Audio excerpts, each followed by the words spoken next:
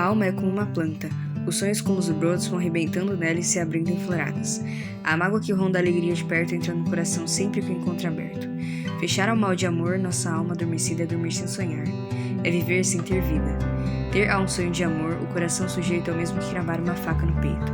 Esta vida é um punhal de 2 gumes fatais. Não amar é sofrer, amar é sofrer mais. No mundo inclemente, só não chora quem não sofre, só não sofre quem não sente. O amor quer a morte, não há cura para o amor impossível, só por meio da dor se alcança o esquecimento.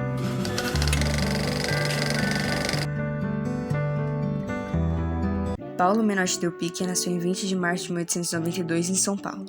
Foi um poeta, romancista, ensaísta, cronista, jornalista, advogado e político brasileiro. Era filho do jornalista Luigi Del Picchia e de Corina Del Corso, imigrantes italianos, e teve 5 irmãos: Carolina, José, Liberal, Luiz e Raineri. Com 5 anos de idade, mudou-se com a família para a cidade de Itapira. Em 1906, mudou-se com seu irmão José Del Picchia para Campinas, São Paulo, e ingressou no ginásio Culto à Ciência e transferiu-se para Pouso Alegre, Minas Gerais, e se matriculou no ginásio diocesano São José, onde conhece o poeta Guilherme de Almeida e o escritor Plínio Salgado.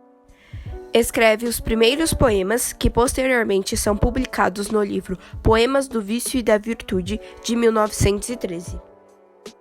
De volta a São Paulo, em 1909, ingressou na Faculdade de Direito do Largo de São Francisco e, ao mesmo tempo, trabalhou no Seminário Episcopal. No ano de 1912, se casou com Francisca da Cunha Rocha Salles, com quem teve 7 filhos. No ano seguinte, publicou seu primeiro livro, Poemas do Vício e da Virtude, e terminou seu curso de Direito. Em 1914, passa a residir em Itapira, São Paulo, onde trabalha como advogado e dirige o jornal Diário de Itapira. Nessa cidade, fundou o jornal O Grito, em 1915. É em Itapira também que escreve os poemas Moisés e Juca Mulato, publicados em 1917. Então se erguia o nosso olhar cheio dela, e o dela cheio de nós. Então pouco me importava que seu olhar me seguisse, galopava-se a valer. Quando esse olhar eu olhava, era como se eu não visse, tanto olhava sem o ver. Hoje, pago essa ousadia, ela os olhos de mim tolhe, queixar-me disso por quê? Antes era eu que não via, agora, por mais que me olhe, é ela que não me vê. Sou um caboclo do mato que ronda a luz de uma estrela. Já viste uma coisa assim? E o pobre Juca Mulato morrerá por causa dela, e tu, por causa de mim. Eu, da luz desse olhar garço, tu da dor que te machuca, morreremos, e depois eu fico sem meu pigarço sem seu Juca, e o olhar dela sem nós dois. No ano que segue, Picchia se muda sozinho para São Paulo, mas, como não consegue o lugar que lhe fora prometido no Correio Paulistano, se transfere para Santos, onde trabalha como redator-chefe de A Tribuna. Nessa cidade, convive com Ribeiro Couto, Afonso Smith, Galeão Coutinho, Vicente de Carvalho, Martins Fontes, Valdomiro Silveira, Paulo Gonçalves e Ibrahim Nobre. Em 1919, conhece Oswald de Andrade e Mário de Andrade, e junto com Oswald, descobre o escultor Victor Brechelli. Com seus irmãos José e Victor, Menotti monta a Independência Filme, empresa cinematográfica que produziu os primeiros filmes falados no Brasil. Segundo a revista Cinearta, em edição de abril de 1929, Menotti já apresentava alguma compreensão de cinema e, mais ainda, ele teria sido do cinema antes de ser escultor, poeta, pintor e deputado estadual.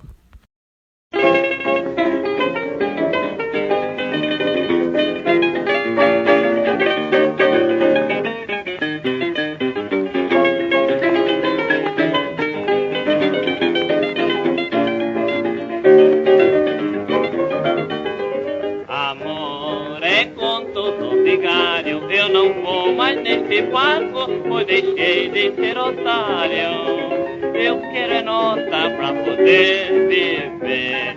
O amor não traz vantagem e assim não pode ser.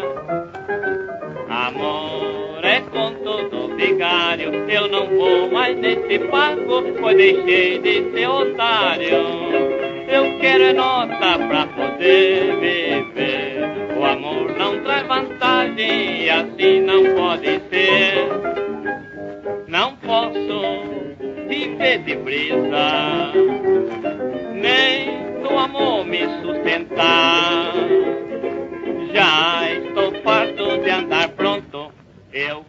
nota pra viver sem trabalhar.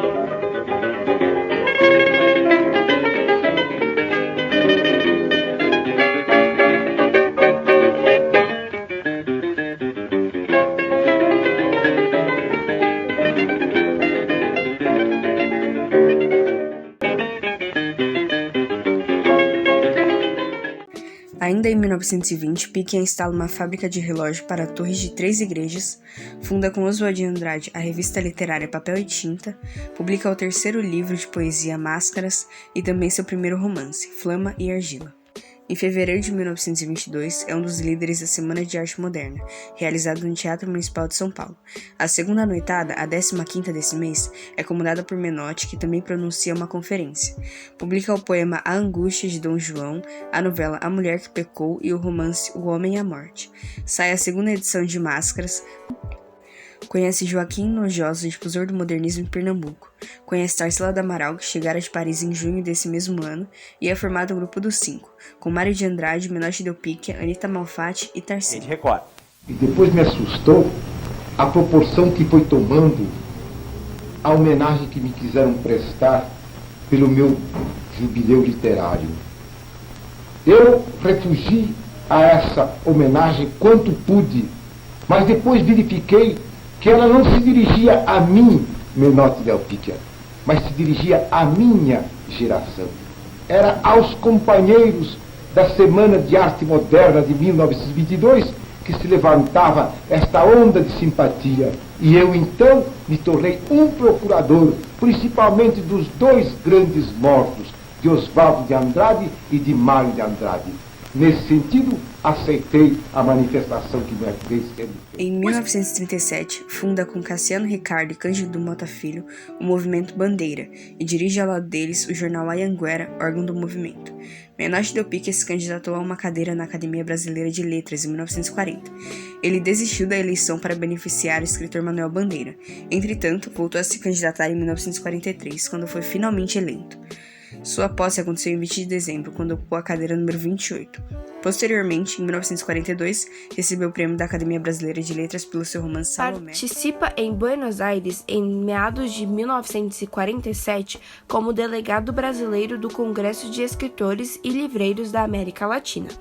Ele só retornou à carreira política em 1950, quando filiou ao Partido Trabalhista Brasileiro e se elegeu deputado federal, sendo reeleito em 1954. Recebe homenagens no Rio e em São Paulo em 1959 pela comemoração de seu jubileu literário e publica Sobre o Signo de Polinia. Em 1967, morre sua esposa e, no ano seguinte, se casa com Antonieta Rudmiller. No ano seguinte, ganhou o troféu Juca Pato. Em 1974, foi viúvo pela segunda vez. 5 anos depois, em 1979, ganhou o Prêmio Brasília. 4 anos mais tarde, é eleito Príncipe dos Poetas Brasileiros, o 4º e último deste título, que pertenceu antes ao Olavo Bilac, Alberto de Oliveira e Olegário Mariano. Em 1964, recebe o Prêmio Moinho Santista, na categoria Poesia. Em 1987, é inaugurada em Itapira, São Paulo, a Casa Menotti Del Picchia, local aberto a visitações que guarda objetos, livros, roupas, fotos, pinturas e esculturas do poeta. No ano seguinte, Picchia faleceu em São Paulo, no dia 23 de agosto. Foi enterrado hoje à tarde em São Paulo o poeta Menotti Del Picchia, um dos últimos nomes da Semana de Arte Moderna de 22. Menotti Del Picchia morreu ontem à noite, aos 96 anos, de insuficiência respiratória. Menotti Del Picchia nasceu em São Paulo em 1892. Apesar de ter se formado em Direito na Faculdade do Largo de São Francisco, foi como escritor e pintor que Menotti tornou-se famoso e respeitado nos meios intelectuais. Também participou da Semana Modernista de 22 e do movimento político verde-amarelo de tendência trabalhista. Desde 43, ele era da Academia Brasileira de Letras. Sua obra mais famosa é o livro Juca Mulato. Numa de suas últimas aparições, em 84, já debilitado pela idade, Menotti Del Picchia recebeu o Prêmio Moinho Santista de Literatura. Hoje, o corpo de Menotti foi velado no Salão Nobre da Academia Paulista de Letras. Estavam presentes amigos, parentes e admiradores do poeta.